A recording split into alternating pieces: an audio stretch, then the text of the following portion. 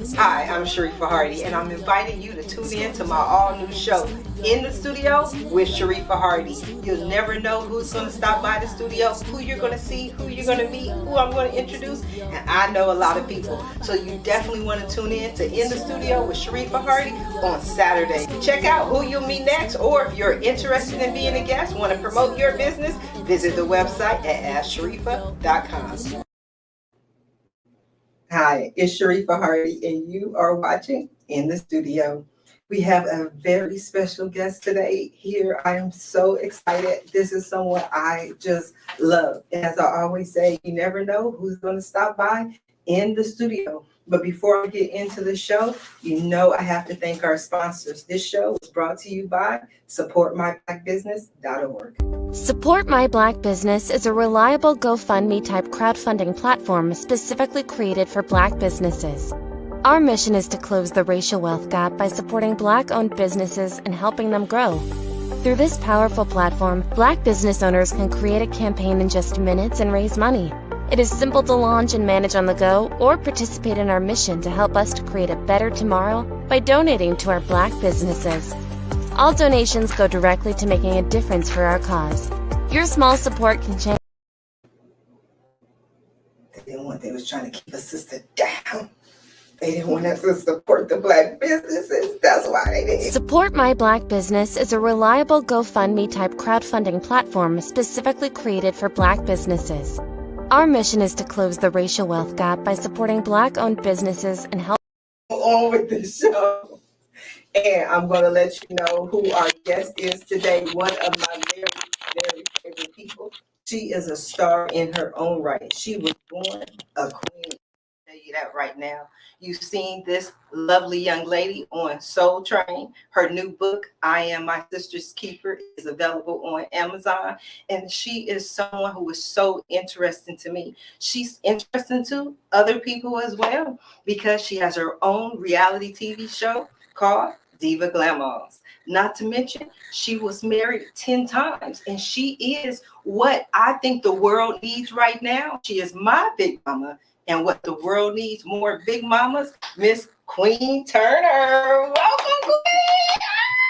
Thank you for joining me. Thank you for having me, Sharifah. No, this is good for me. I'm excited, and one of the reasons I'm excited, like I said, I think we need more big mamas, people we can sit down and ask about the wisdom, what's going on in the world. So, what do you what would you say? Do you feel the world needs more big mamas? Yeah, because the big mamas have definitely fell off. You know, we don't have the little words of wisdom anymore like we should, because we have mothers and grandmothers that are younger than what they used to be. So we don't get that spoon fed, you know. Okay, but let me ask you, not to cut you off, but I don't want to go too far too fast. When you say the big mamas and the grandmothers are younger than what they used to be, I mean, but haven't women been having kids young since the beginning of time? Yeah, but you have to understand that nowadays it's a progression of more younger mothers, which makes more younger grandmothers. Like my grandmother was in her 50s. When I became a grandmother, I was in my late 20s. Wow. Yeah. I thought you was going to say my late 30s. No, my late 20s. Okay. So it's like I had a grandmother that taught me, and and I was able to absorb it, even though I didn't understand a lot of it then. Mm-hmm. I tried it to be like my grandmother with my grandchildren, but it doesn't come off the same. Mm-hmm. No, it doesn't quite come off the same. And because they're looking at some of their friends that have grandmothers that are older than I am, and they're looking like, my grandmother doesn't dress like their grandmother, so what does she know? That's basically how, I see it nowadays. Do you think, so this all comes down to the way you dress? Because I'm going to tell you right now, I love what you have on. It's just, but it's not something a typical grandmother would wear. True that. I've never dressed, according to what quote unquote, a grandmother is supposed to look like or dress like. I've always just been me, and that's what I've raised and taught my grandchildren about myself. I was a young mother and then a young grandmother.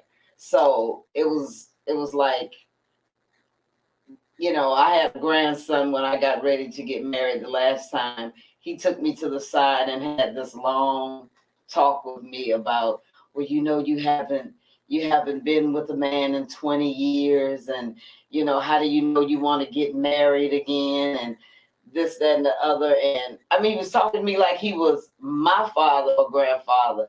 And I'm just like, I was in awe. I let him talk and tell me what he didn't think I should be doing. And then I told him, well, I didn't want you to have 2 kids before you finished college, but you did. So why are you trying to ring my bell on what I'm doing? And I'm older than you are. So that's how my grandkids look at me, like I need to be, reprimanded and taught. Yes. Okay, but I think I need to be taught, because people say these days that you can't find a husband, you can't find a man. I know it's hard as heck for me to find a man. Like I guess I shouldn't be looking. Maybe that's the problem. But you have been married 10 times. Yeah. Teach me. Well, Sharifah, in all honesty, I wouldn't want to teach you that, because that's not a good. I don't want a lot of husbands, I guess. Maybe I'm giving the wrong impression. But I'm saying, but people will say that you can't find a husband, but you've found plenty of husbands. Yeah, but they weren't necessarily the right ones. Okay. So, they weren't necessarily the right ones.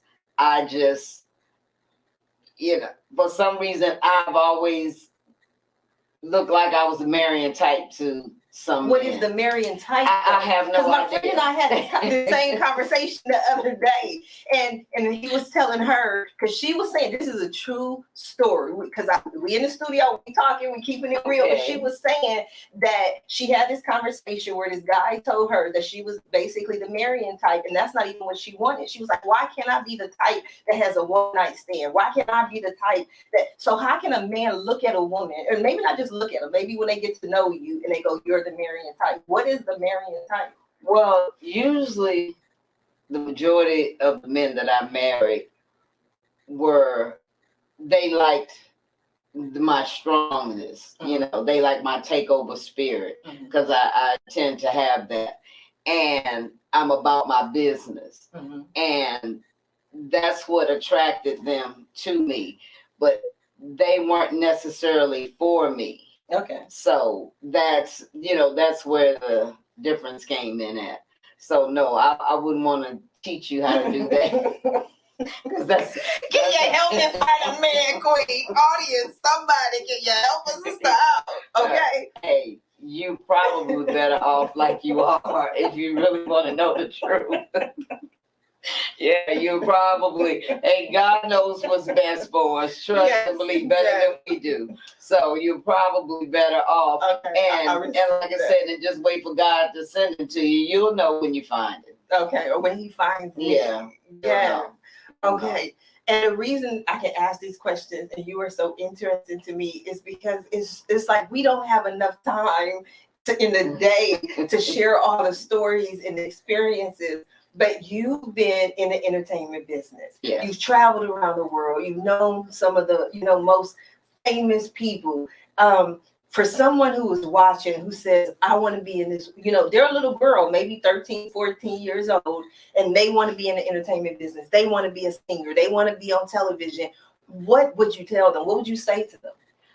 Well, first of all, I would tell them that they have to really get to know themselves. Okay. That's for starters. Have confidence in themselves in order to be able to get out here in this cruel world. You think this world is cruel? Oh, very much so. Okay. I mean, people have no love for one another. Okay. I mean, if we wouldn't have so many homeless people if we had a love for one another. Okay. So, I would tell them to be confident within themselves. And if they want something, just go after it, just put forth an effort and do the work. Okay. So I'm gonna go a little Hollywood and go a little, PR for a minute, because in the time that I've known you, I'm like, more people, the world has to like see you. And I see all these different people, reality stars, this person popping up, and I'm like, but why is it that Hollywood hasn't beaten the path to your door? Because I mean, Soul Train, really good friends with Don Cornelius. You even knew Zsa Zsa Gabor. Yes, yes. Well, I think it's just all timing. Okay. When I was out there in the industry, I was out there. Okay. And then I decided I didn't want to be in the industry anymore. So I came out, I went to college, I became a mortician. I worked in. You're a mortician? Yes. Okay. And I worked. Okay, a mortician is with the dead bodies. Yes. Okay. Yes. I'm sorry. Yeah, they don't talk back. Okay. And okay, maybe I need to become a mortician instead of politician. I'm sorry. And yeah, so I just I did that for a while, but then I was drawn back into the industry when I decided that I was going to create Diva Glamours. Okay. I still do shows with Soul Train alumni. We still perform, and but I really came back into it when I developed my own show, Diva Glamours. Okay. It's about your modern day grandmothers who, look like me. They don't. They're not walking around in muumuus and sitting and knitting, but these are business women. They're all under the age of 70, and we're just trying to make a difference and show our kids that are grown and our grandkids that we still have a life. We haven't, we're not dead yet. Mm-hmm. You're not sitting at home knitting. No knitting. You know how to knit? No knitting and rocking. No, sure don't. No, by no means. Now, I want to go back to the book that you have out, and I want to go back to the Big Mamas, because the book is several authors, about 14 of you in this book that's available on Amazon. I Am My Sister's Keeper. Do you really believe that I am, you are to be your sister's keeper? Oh, very much so. Because I learned from a lot of older women, who called me their little sister. So they kept me, and now I've kept some, and those that I've kept are keeping some. So yeah, it's very mandatory, especially with women of color. We need to be able to reach out to one another, because I have autobiography coming out called Queen of the Crop. That means top of the line. And it's my journey. I had one husband that poisoned me, and I had to go to therapy and be in mental health and all that kind of stuff. And I will suffer with it the rest of my life. But I've been able to reach out. Hold on. Okay, I'm sorry. Mm-hmm. I want to go backwards a little bit. Okay. You just said that whole sentence like just so. I had a husband. He tried to kill me, and then I went to the movies. Okay, hold on. Your husband tried to kill you? Yes. He was mad at you? No, he had cancer, and the doctor said if it came back that he wouldn't survive. And he had always told me he was going to take me with him. And I was like, we weren't born together. What makes you think we got to die together? And besides, you're not dying. Just go to the doctor and, keep yourself well. And, but he thought it was back. And so he started putting poison in my food. What kind of poison? Rat poison. He put rat poison in your food? Yes, he did. Okay. Sometimes I be like, I really want to be like, let's turn the camera off, because I want to ask questions and I want to make comments, but I don't want the audience to be like, she is crazy. But just forgive me. I need y'all to forgive me for this question, but I just have to ask.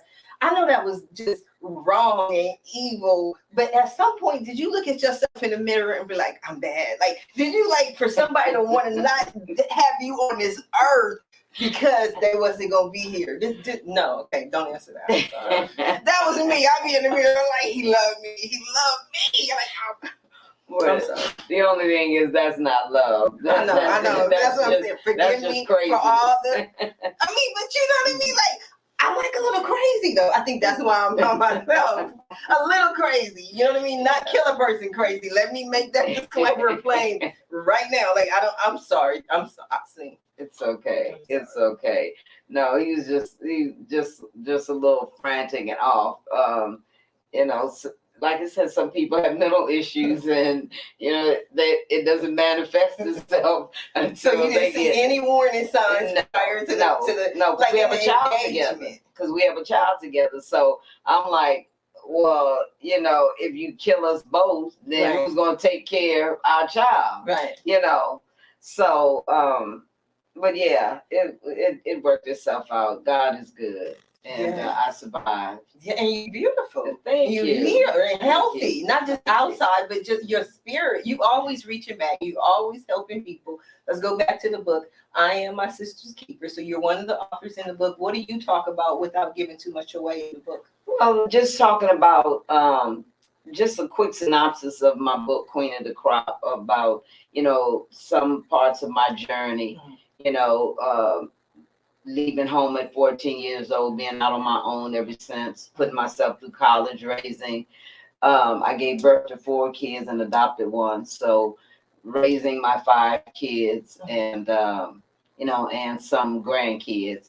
So just and how I've reached out and helped, you know, other women to get out of situations, abusive situations and stuff. So I think I've contributed, you know, somewhat to I Am My Sister's Keeper. So back to the young starlets who want to come out to Hollywood. They got their little one-way pass, they one-way ticket from Kansas right now. They on their way to Hollywood. Do you feel that Hollywood, I just want to ask, because the spirit is moving me, that Hollywood is a safe place for a young lady? No, by no means. But we gonna come. Right. You know what I mean? This Most is what definitely. we do. What advice would you give them when you get here? Do this. Well, I say don't stop downtown. They need to hear that. They needed to hear that at the bus terminal. That's for sure, because that's not a safe haven at all. Have a plan if you're coming. You know, don't just up and come. It's like when I came, I had already met Don Cornelius. Through Isaac Hayes. I had worked with Isaac Hayes. He was a mentor, and so I didn't come out here on blind faith. But those that are coming, you know, and don't know anyone, that's not, in this day and time especially, the climate is just not right for a young girl to come into California, especially on the bus. There's predators downtown waiting just to prey on them. And unless you got a strong constitution, it's not safe. So my thing is, do your research, find out where a young person, male or female, can go to be safe. If you're going to come to a city, know someone, get to know someone, reach out to a relative, you know, or a relative's friend, someone that, you know, you just don't have to be out here in the dark by yourself. So you say have a strong constitution. You know, that has helped you in many instances. One of the things that you talk about is your experience with and how you met Heidi Fleiss. Yeah. Yes, through a gentleman by the name of Yvonne Nog, who was the one that introduced me to Zsa Zsa Gabor, and how Zsa Zsa and I became friends. He was Hungarian, like Zsa Zsa. They were from the same town, and I watched Heidi Fleiss go from, you know, an innocent young lady into a madam. And that could have been me, and You think so? oh yeah, but by the grace of God, again, and my grandmother's prayers, Yes. Big mama. yeah, that kept me safe. But I know how people can pray. Like I said, I had my grandmother's wisdom, words of wisdom, and I studied people and I watched people. So it kept me out of the line of fire with predators. Your grandmother's wisdom. I love that. I love that. So on Diva Glamours, do I know one of the things that you talk about is fashion and that you're not your typical grandmothers, but do you impart any of the wisdom that your grandmother imparted to you? Yes, because that's what I know. Okay. That's what I know. That's what was drilled into me. So I share it. I don't keep it. What is one of the things that your grandmother told you that you live by? Well, she always says, it's so many of them. I'm just trying to think of one off the top of my head. She always said, a heap sees, but a few knows. In other words, a lot of people see, but they don't actually know. You know, but they don't actually know. So you have to take that and be able to maneuver through life without everybody being in your business. Because everybody can see, but they don't really know what's really going on. I like that. When you were saying that, I was thinking about my life in general. Like, I'm a very reclusive person. I tell everybody like that. I'm a very, I don't like a whole lot of people in my business. So the people who are around me, because I talk a lot about everything. So the people who are around me, people who are close to me, they know. But a lot of people think they know about my life and how I live my life and what's going on in my life just based on what they see. Right. And they don't really know. Right. That's why, that's why you can't assume. Because, when you assume, what happens. You make an ass out of you and me.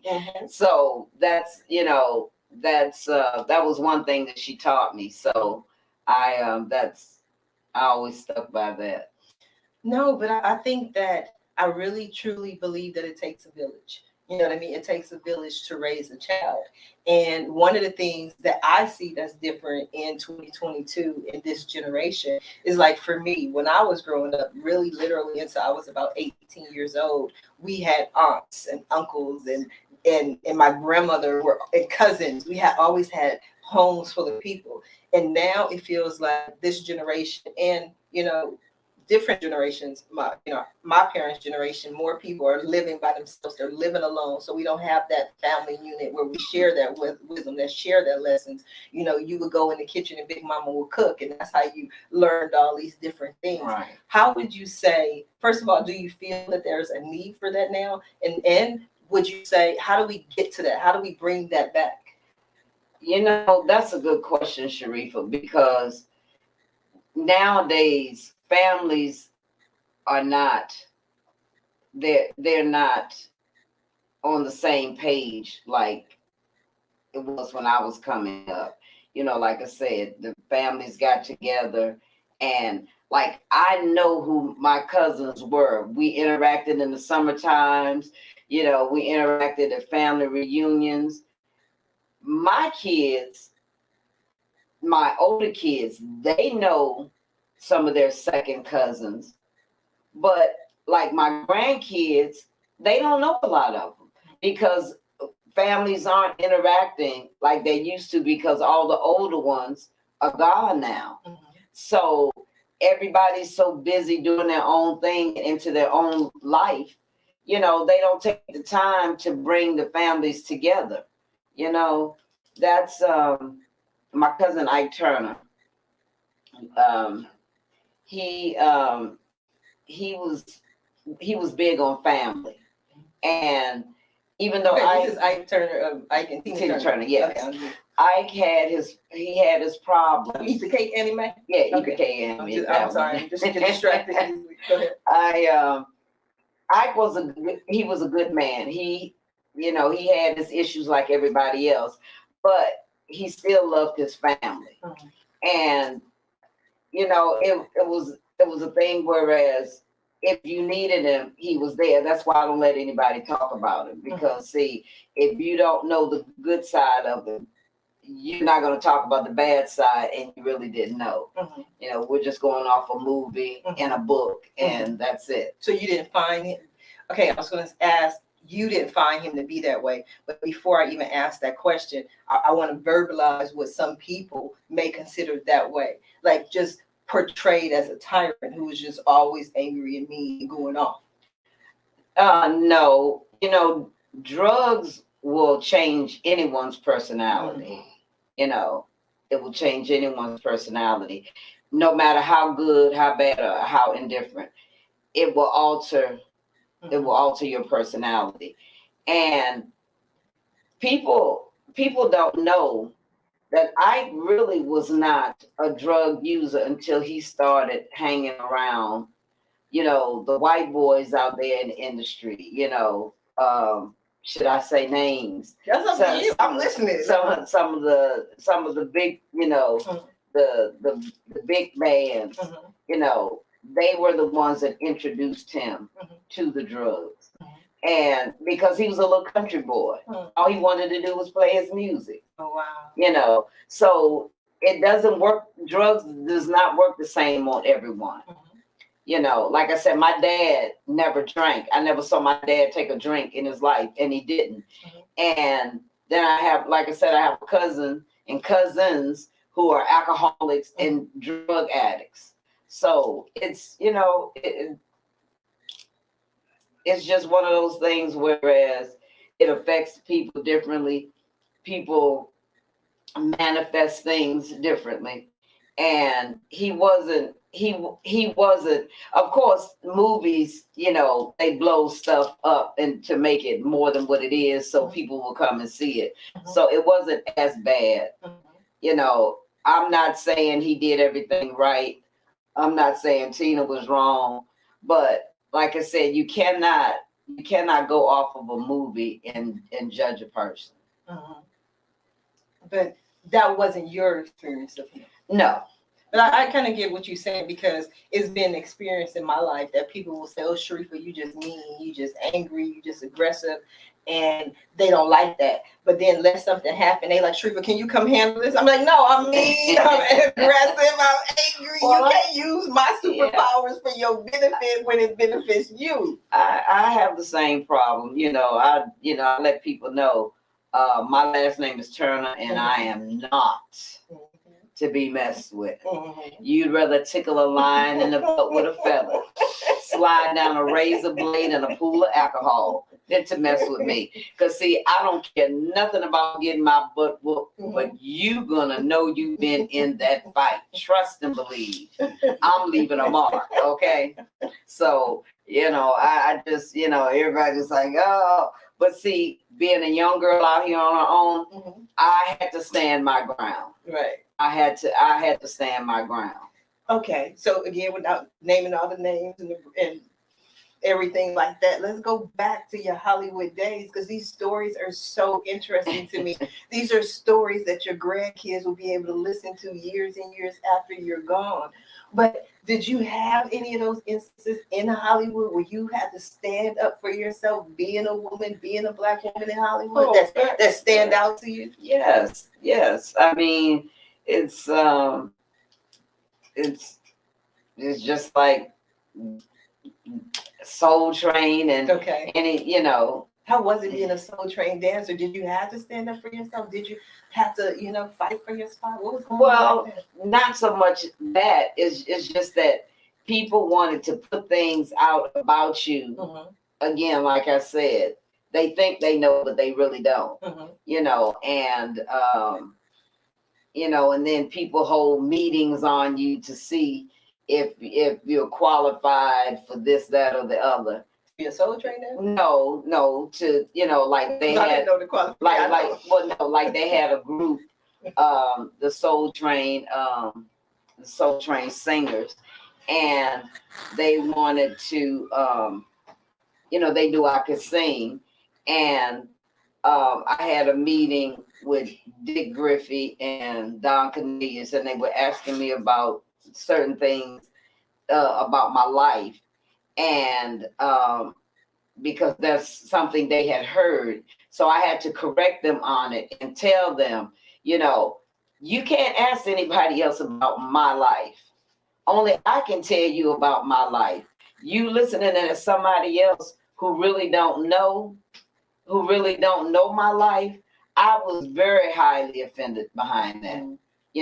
But where did you find the courage to speak your mind and say that? I mean, because these are executives. This could literally be your job in Hollywood. I don't care.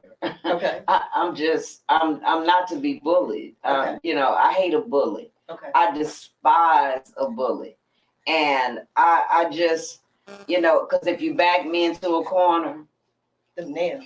if you back me into that corner, I raise boa constrictors and alligators for a living. And In between being a mortician. Yeah. When my kids grew up with snakes and alligators in their life. If you back them into a corner, you're gonna get bit. Right. It's as simple as that. So that's how I am. If I didn't send for you, don't you come for me. Mm-hmm. That's simple. I'm trying to figure out because everybody's like, you just want the dirt. No, I don't. This is Soul Train. This is an iconic show. I don't care what anybody says. They don't have shows, especially shows like this for us anymore. How was it to be on the show? What did you enjoy the most? Did you get to work the scramble board? Oh yeah. There's a clip of me on YouTube doing the Scrabble board, and it was a very interesting part of my life because I met people that I'm still friends with to this day. Mm-hmm. I came on in 1973, and we're still close, and we still have events and functions. One of my Soul Train, we call each other Soul Train brothers and sisters. He has gatherings like every 3 months, and we all get together, themed events. Charles Washington get together, have themed events, and we get to socialize with one another because everybody's living their own life. Mm-hmm. So when we can all come together, we do, because we try to do that, and not just at funerals when people die. So when one of us dies, so we try to keep in touch and get to associate as often as possible. What are we going to see on Diva Glamours? Well, Diva Glamours, like I said, you have some glamours who, like everything else in life, they can be a thorn in your side. Mm-hmm. They have their own ideas about. I'm just dying to ask the thorns. You got to watch the show to figure out your own thorn. You have some of them that think they're just the cat's meow, Mm-hmm. and so I try to pick different personalities. So, because everybody's not going to get along anyway. Mm-hmm. So I just wanted I have a Southern diva. Mm-hmm. She's from New Orleans, and she has that New Orleans drawl. So that's Renette. Yeah, Renette. Okay. So when she gets mad, it's like the whole lingo is totally something different, Right. But one of the things I love about Southern that's interesting to me is that Southern is a true reality star, because she's somebody that just speaks her mind. Yeah. But she has a huge following. Especially where was she? Louisiana or somewhere? Mm-hmm. It's like, you think you're talking to someone who's just like an average Jane. Yeah. And then all of a sudden you look around, it's like, where all these people come from? Because they come out to support her, whatever it is. I saw her, and the reason I'm saying that is I saw her at the parade this year, and it was just amazing to just hear her and just to be a part of that arena. Yeah. And then I have my classic diva, which is my business partner, Elizabeth. Yes. Elizabeth is from the Cape Verde Islands. Yes. She was raised in Senegal, and then her family migrated to Massachusetts. So she has a Portuguese, Senegalese Massachusetts accent that's very strong. Yeah. And But she has a beautiful business mind. The one Yes, thing I love about yes. Elizabeth is that every 5 minutes she creates a new She- business. right. How does you got a store over here? So talk about a little bit about your store. Yeah, it's called Front Page Fashions One, home of the Diva Glam Moms. Okay. And we have women clothing, and now we're selling mopeds and motorbikes. Right. And Mopeds, so you can go there, get you a little outfit, jump on your moped, and go on with your big. yeah, only Liz can think of that. Trust and believe. And Front Page Fashions One, home of the Diva Glam Moms. So and we help mothers and that's going back to school or back to work. We'll supply an outfit if they can't afford one to go on a job interview to help them out. We do back to school book bags for kids. And so and Liz also has a daycare and foster care. So she only had 4 kids of her own, but she's fostered. She's fostered way more than she gave birth to. I only had 2. And after 2, that's enough. I got him, I got her, I can't. I got it. She's a jack of all trades, yes. A master of many. Yes. So I give her credit where credit is due. And like I said, she brought me aboard, and but I tell her, Liz, I can't work at the speed that you do. I can't. I've been running since I was 14 years old. I'm tired. Yeah. So, but and then I have Baby Diva, Bodacious Diva. So it's Baby is funny. Yeah, I like Baby. Yeah, Baby is. She always just hilarious to me. She gets a lot of attention. She's just always out there. Yeah. She, like I said, they all have their own personalities and their own mindsets. Hey, you never know. It's like a box of chocolate. You never know which one you might get, because they can go off at any given time. But what's interesting to me, what I enjoy watching with all of the divas, they go off. And this I have never seen. So this is something I'm learning from the big mamas, is that they'll go off and they'll have these little arguments, and you're like, oh my God, like she just went off on her. And you know what I mean? They had this horrible scene, and we're never going to see, they're never going to speak again. And then like 2 days later, you come back and they sitting at the table kiki, and I'm like, what happened? Like, what world is this?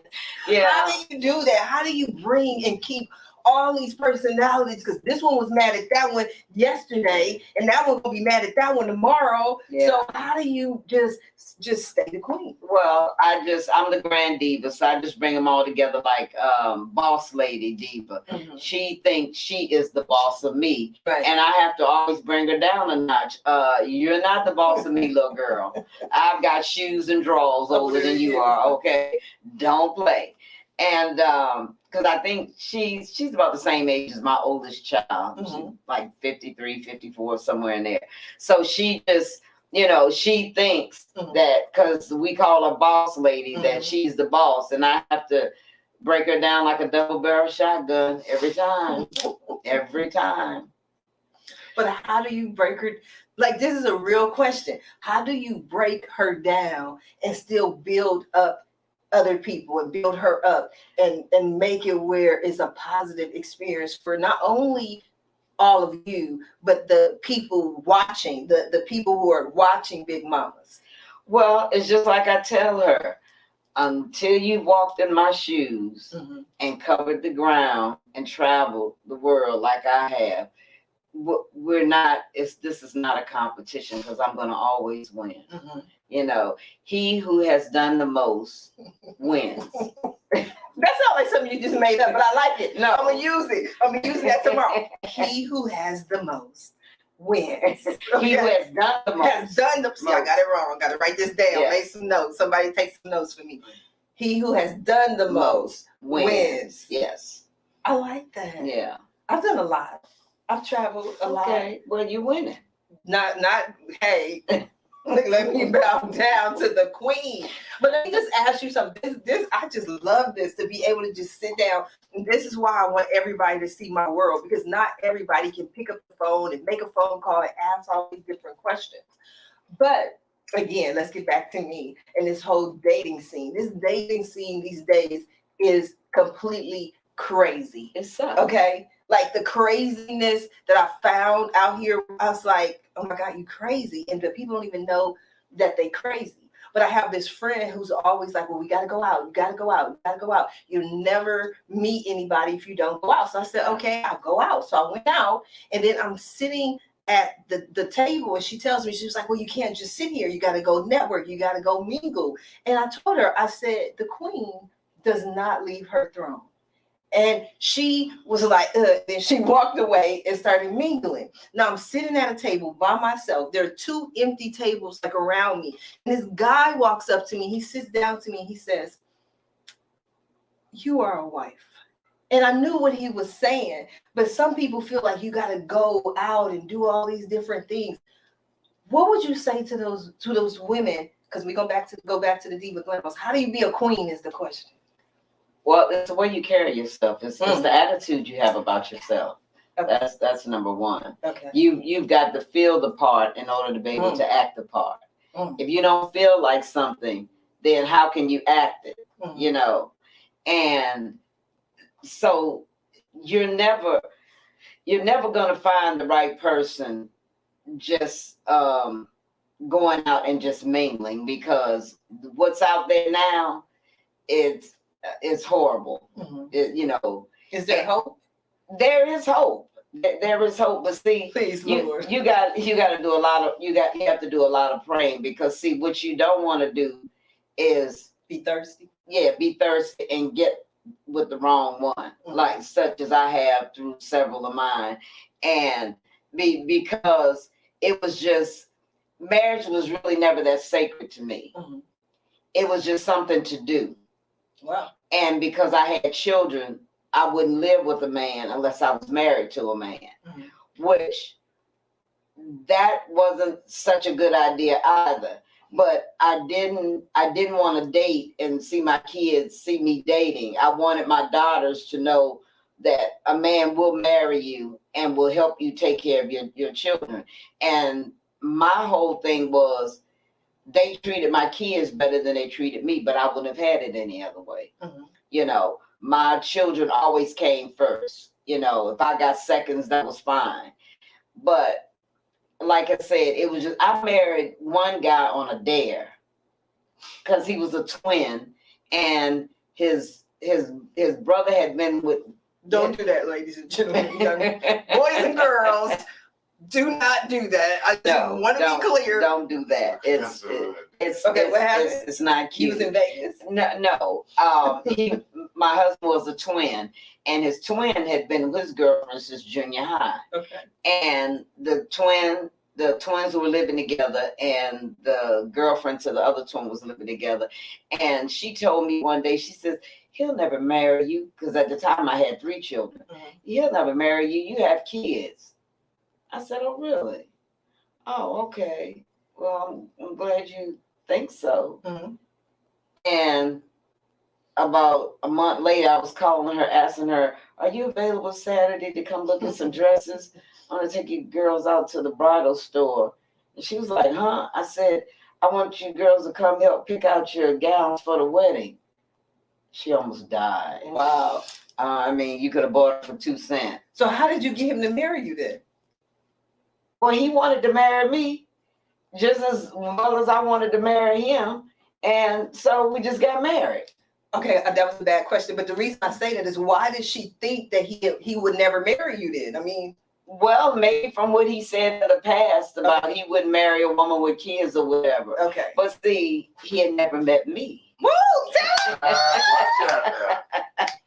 He had never met me. Okay. See, like, oh, I love that. That's how you get a man. I told you she was gonna teach me. I was gonna learn. My never met me. Hallelujah. My last husband. You don't use that right.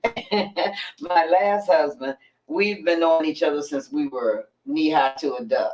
Okay. So we're like brothers and sisters. We get along fine. Mhm. You know, he was living back east at one time. I was living here because he didn't like California, and I would go back and check on him and see about it, and then come on back here to California and live my life. And everybody's like, "You're not gonna date?" I said, "Well, I am still married. No, I'm not. I don't do that. That's something I never did, was mess around on a husband. If they mess around, that was their business. They had to deal with God on that." So let's get back to this dare though, because who dared who? Because I missed, maybe I, got distracted, but who dared who? The girl dared. Yes, the daughter, the girlfriend to the twin brother. Okay. She had said that he wouldn't marry me because I had kids. Right.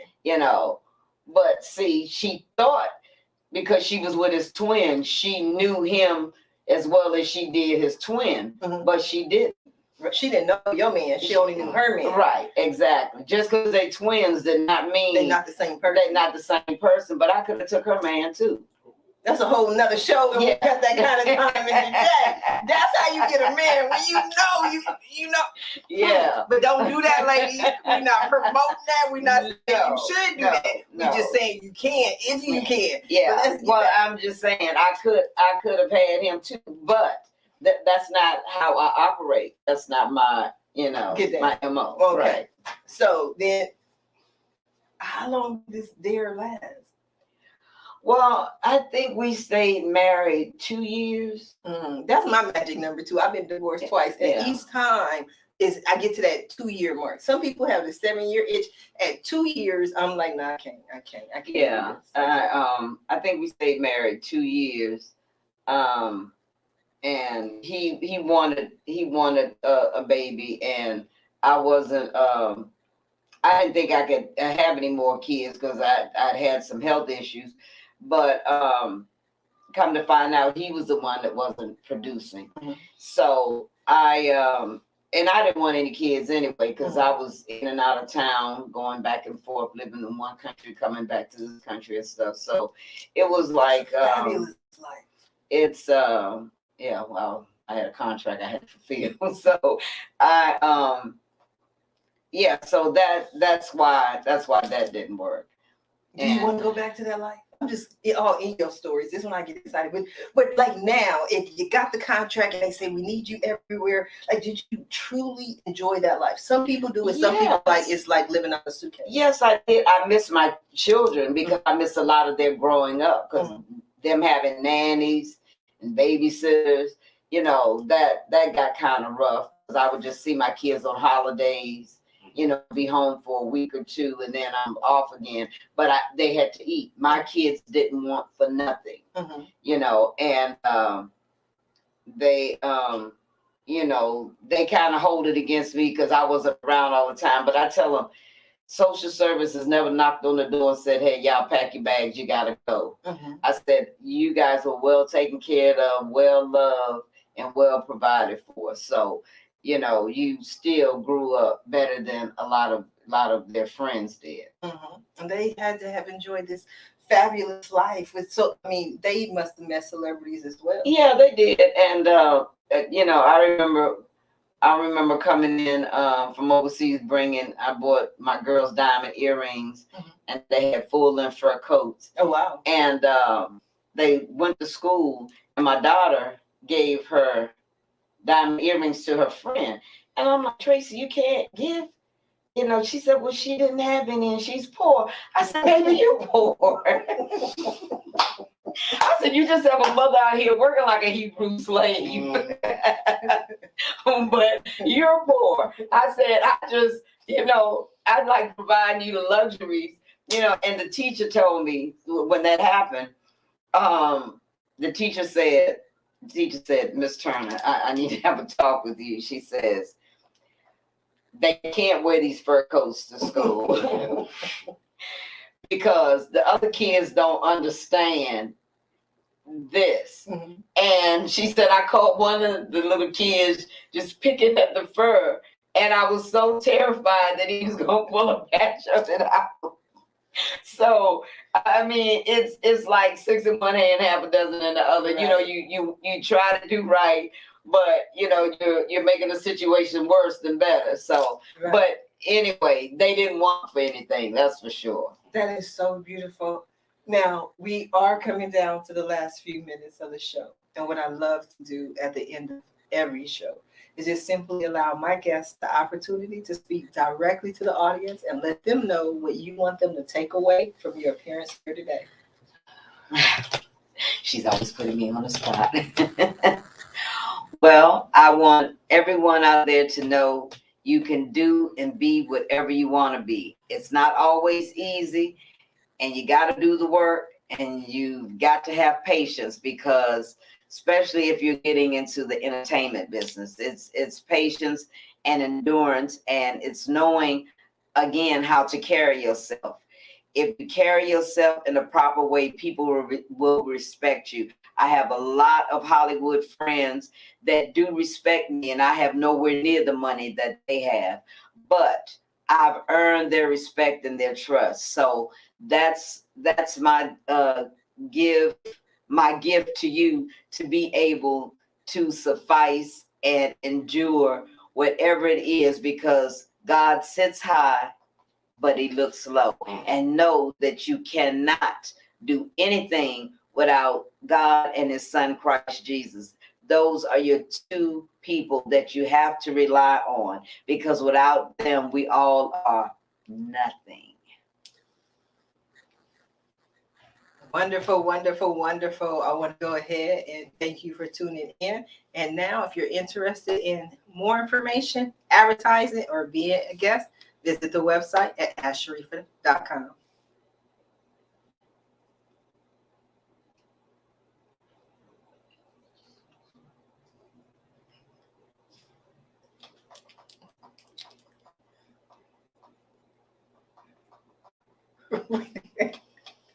We working out some of these technical difficulties right You now. want to advertise your product or business? Are you fed up with conventional marketing techniques? Don't worry, Sharifah Hardie brings you the ultimate solution to promote your product on her exclusive show, In the Studio. Attract a wider and different audience of business owners and entrepreneurs. Just imagine, your product is being displayed live and archived for even more exposure.